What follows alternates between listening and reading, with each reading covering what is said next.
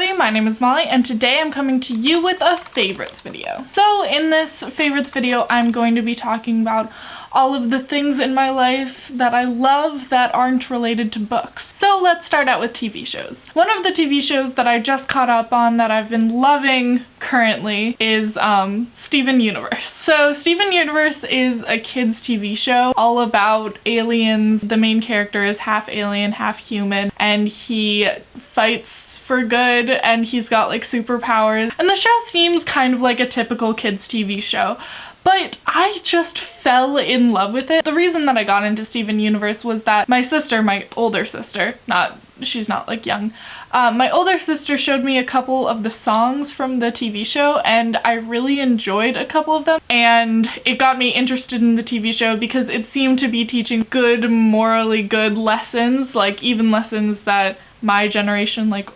18-year-olds, 20-year-olds could use. So I started watching the show. I will be honest, I didn't necessarily like the first season of Steven Universe. It seemed like pretty typical kids TV show, but once you get into the end of the first season, the like season finale, and then on to the second, third, and fourth seasons, it's really good. There's fantastic music in it, there's compelling characters and storylines, and you just see how Steven grows as a character throughout the entire TV show. It also includes a lot of story around gender and like characters that kind of fit a stereotypical mold, breaking out of that stereotype.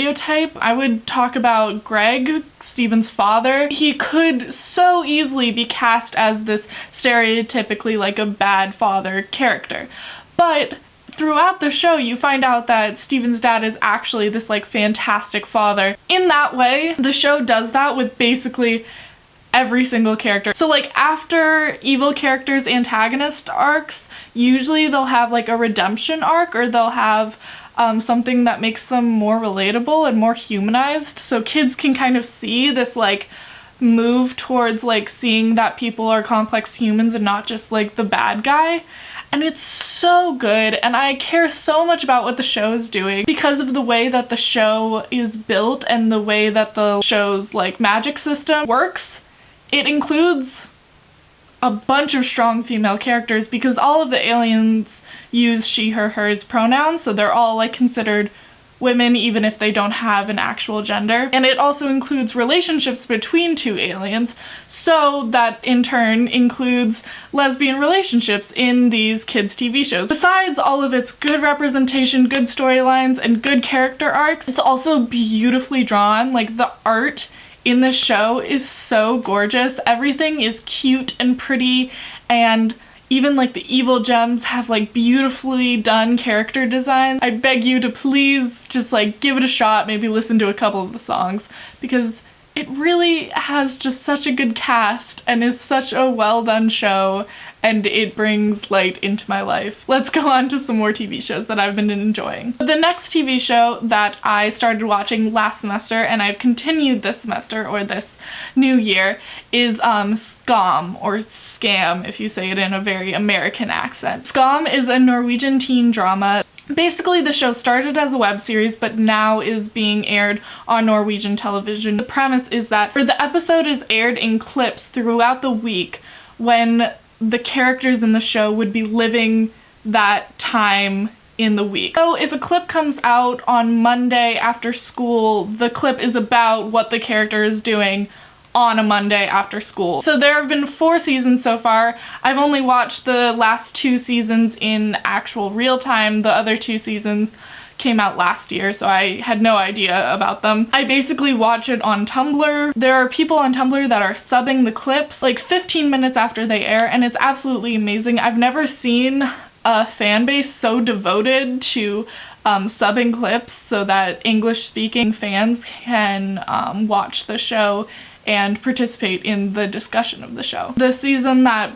kind of blew the show up was Isak's season, which Isak was a character that was in the closet at the beginning of his season, and it's about his story arc of like accepting himself and like identifying his internal homophobia. And then this season is about Sana. All of the characters are in each other's seasons, but each season focuses very, very closely on a specific character. So the seasons go Eva, Noura, Isak, and Sana. And I would really recommend the show if you are at all interested. The last 3 shows I'm going to talk about just a little bit. They are all ones that I've binge watched. One is still going on, but I've binge watched these 3 shows, and I love them all, but I don't really want to talk about them that much. The first 2 I do want to say something about. I watched the 2nd season of The Get Down and the 2nd season of Sense8. I am so heartbroken that both of these shows are being canceled, and if you ever had any interest in these shows, in The Get Down or in Sense8, I would please ask you to watch the 2 seasons that are out, and then please, please, please ask Netflix to renew these shows. They are both officially canceled right now, but to me it just seems like Netflix is canceling all of these like well-made, diverse, so diverse shows. The last show is something that is my favorite, and I loved the book of it and I'm loving it so far, but it is very, very sad and very, very horrific. And that is The Handmaid's Tale, which is airing on Hulu right now. I'm loving it. Like, I'm remembering all of the parts that I loved about the book. Obviously, it is really hard to watch at times. It is a very dark subject, but I think that they are doing it phenomenally well. Next, let's go to music. I have 3 musicians that I'm loving right now, 2 that are just kind of all-time favorites that I want to mention that I feel like I haven't mentioned on my channel before. The first, who is my favorite right now, I just started getting into her, is Joanna Newsom. And Joanna Newsom is a harpist who is a very good lyricist that I really started loving in this 2nd semester of first year at college. My favorite album by her right now is her first album, which is Milk-Eyed Mender, but I'm also really enjoying East right now and just getting into Divers and Have One on Me. She only has 4 albums out, but they are definitely things that are listened to as full compositions, so really long, I know. I think it's a really good thing to listen to while you're like traveling somewhere, or it's not like good study music. It's not really good just to like have in your room. I mean, that's my personal preference, but I really think that it's a good thing to listen to as you're like walking somewhere or something. Her voice is something you really have to get used to. You either love it, learn to love it, or you hate it, and that's kind of where I'm at. I'm learning to love it, and I really, really do like it now. The second musician that I want to talk about is Dirty Projectors. I have listened to Dirty Projectors before. They've been a favorite band of my sister, but recently they released a new album, and the entire album is fantastic. If you've never listened to them before, I would suggest Cool Your Heart off of this new album, but they also have an album where they collabed with Bjork, and that's also a fantastic album. There's this song that my sister introduced to me. You'll find that a lot of the music that I listen to, my sister has introduced to me.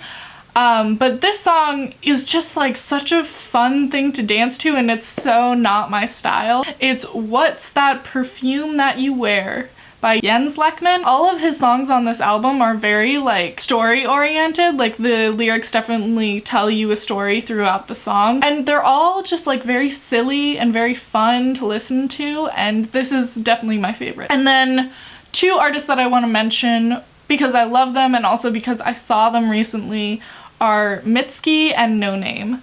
These 2 artists are absolutely amazing artists. No Name is a rapper. She was featured on Chance the Rapper's, I think 2 of his mixtapes. I'll link a Spotify playlist with all of this music that I'm talking about. But she is a fantastic rapper, and I love her tape that she put out. It's called Telephone. And then Mitski's album Puberty 2 came out last year sometime, and I have loved it ever since she came out with it. She's like definitely very emo, I would say. She's got a lot of bass in hers and very like dramatic lyrics. Her music is also fantastic. And then I also want to talk about 2 different makeup-y things. One is, sorry, my dog keeps barking. And then I want to talk about 2 different makeup-y things. I've got this palette that I bought by Juvia's Place, which is this fantastic, like, very colorful palette, and I've been using a lot of the colors just, like, in my daily routine. Juvia's Place, like, specifically makes makeup for